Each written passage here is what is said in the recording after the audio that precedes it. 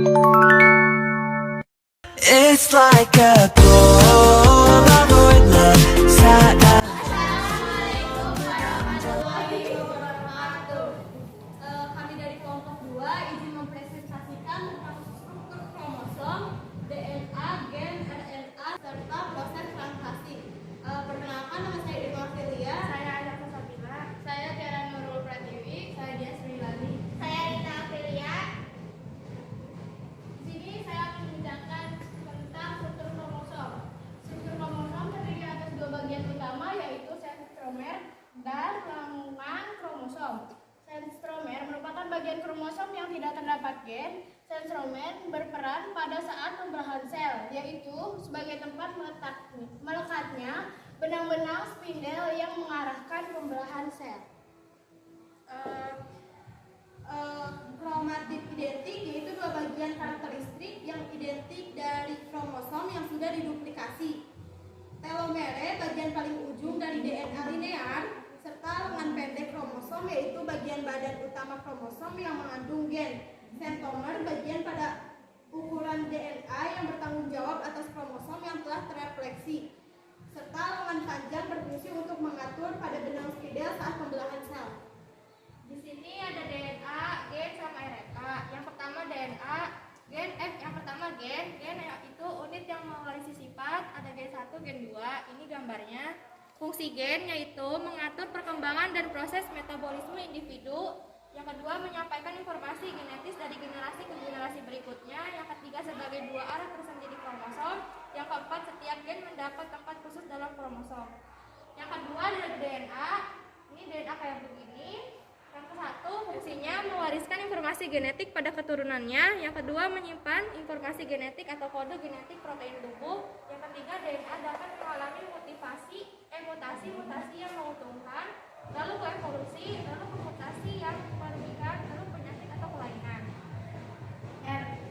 RNA merupakan rantai tunggal yang rantainya lebih pendek dibandingkan DNA. Rantai RNA terdiri atas fosfat, gula ribosa, aton, basal nitrogen, basa nitrogen. Pada RNA ada 2 golongan, yaitu seperti berikut. A. Golongan purin terdiri atas adenin A dan guanin G.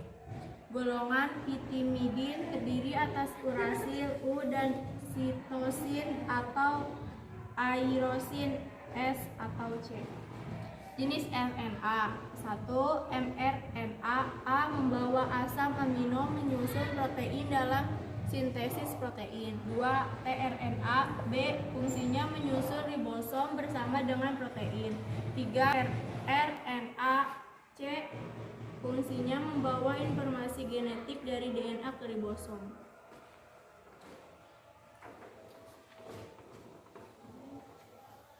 Yang terakhir ada proses translasi. Yang pertama ada inisial, ini gambarnya. Yang kedua ada longsari, ini gambarnya. Dan yang ketiga ada terminasi, ini gambarnya. Dan ini proses pembuatan protein. Yang pertama transkripsi merupakan proses pembentukan RNA dari salah satu pita cetakan DNA atau DNA sensek. Pada tahap ini akan menghasilkan 3 jenis RNA, tRNA dari rRNA.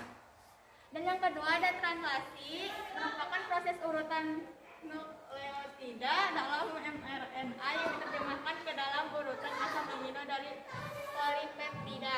Dan yang ketiga ada relikatan protein. Rantai polipeptida yang baru disintesis tidak berfungsi sampai mengalami modifikasi struktur tertentu seperti penambahan karbohidrat, ekor dalam kurun glikosilisasi, lipid, kelompok protektik, dan lain-lain. Agar menjadi fungsional dilakukan dengan modifikasi pasca translasi dan kelipatan protein. Dari kelompok kami, apakah ada yang mau ditanyakan? Izin bertanya, saya Nantana Laila dari kelompok 1. Pertanyaan adalah, mengapa setiap makhluk hidup memiliki jumlah kromosom yang sama dari generasi ke generasi? Saya Irma Filia izin menjawab. Hal itu disebabkan oleh pembelahan sel secara mitosis, di mana setelah sel melakukan pembelahan dan menghasilkan 2 sel yang memiliki sifat yang persis dengan induk selnya. Pembelahan sel itu terjadi di sel-sel somatis semua tubuh makhluk hidup. Sekian jawaban dari kelompok kami. Apakah ada yang ingin